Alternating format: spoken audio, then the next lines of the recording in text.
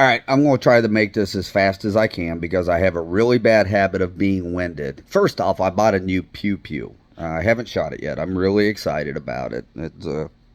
Yeah, I am. I'm really excited about that. But my wife and I have been watching In the Heat of the Night. I don't know if any of y'all remember that show, that series back in the late 80s, early 90s. Um, my parents watched it, at least my mother and my stepfather, and I think my grandparents. So we've been watching it, and it is so out of touch with society today. It's awesome. Okay, so I had a post on Facebook the other day talking about the way the chief of police in Sparta, Bill, Mississippi, that's where the show takes place. His girlfriend was upset with him because of something he laid down the law. She came up to the police department raising Cain, and first off he said basically, lower your voice, go in my office, and she did.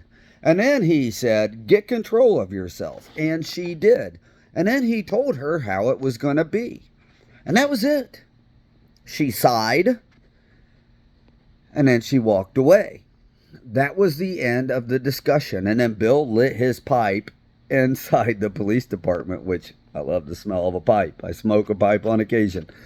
Okay, so last night we were watching another episode. We've been watching it nightly. My wife started watching it a couple weeks ago, and I'm loving it. I'm loving it a lot. So there was a robbery in a bank. 3 black guys. 1 was a driver. 2 were inside. 2 of the robbers inside ended up getting shot by Bill. He happened to be in the bank at the right place, the right time, and he killed the robbers, the armed robbers, because they were shooting people.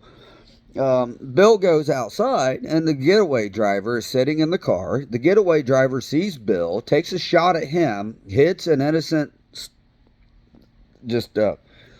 person, passerby, what have you.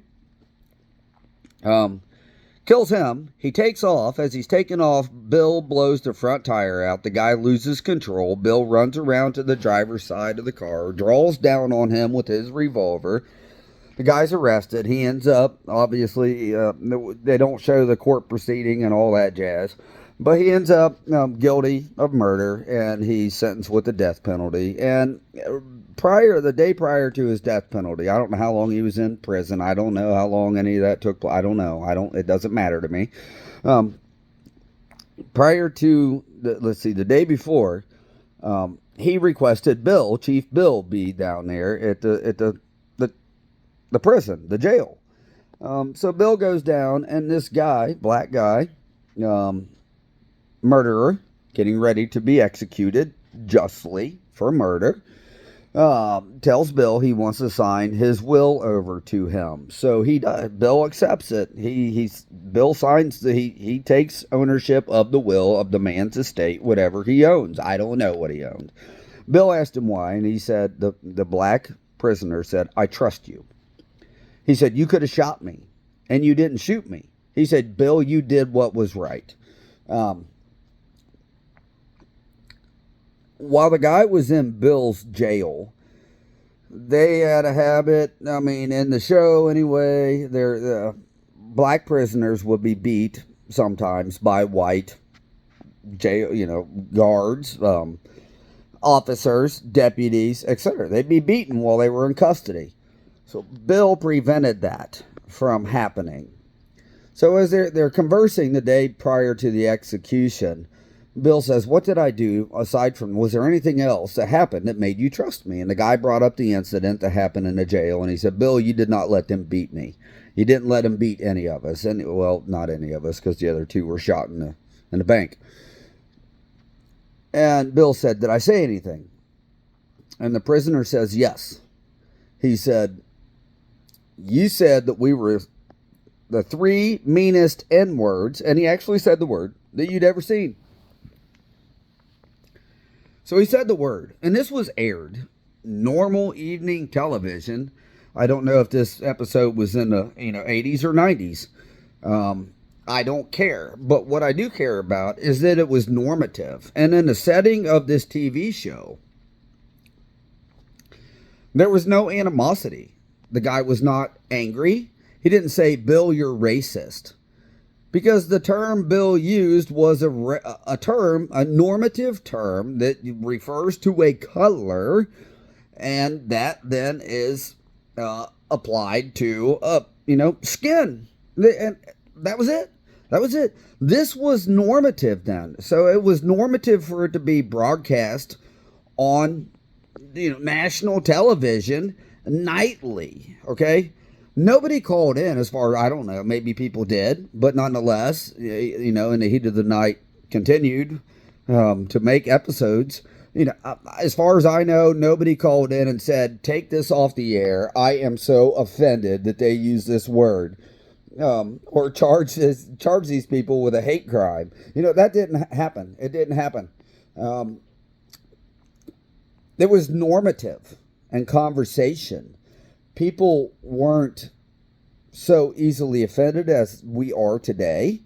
Like the lady up north that called the little black boy the N-word. What was her name?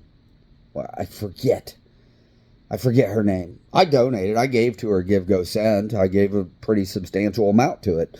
It wasn't huge, but it was substantial. Because it's retarded. It is absolutely stupid that people are,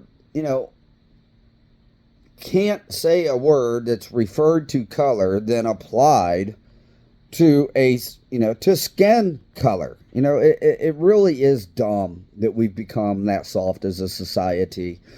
Do I walk around saying that word? No. Do I say it? Sometimes I do.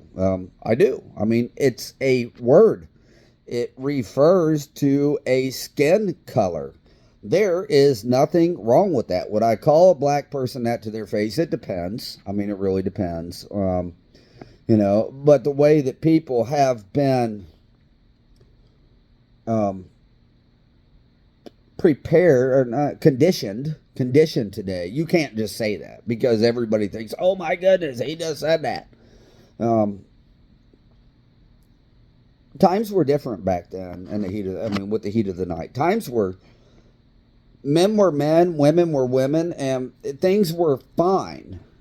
Things were fine. I don't know when this all became, I'm trying to look back through my childhood, and I don't know when it became such a huge issue to where, you say that word in front of the wrong people, and they will jump you, and they will beat you.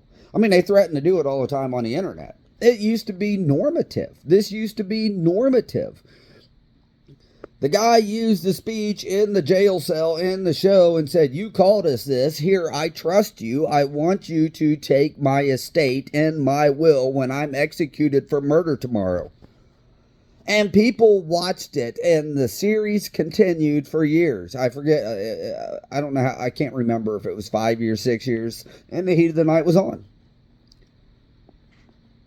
Yeah.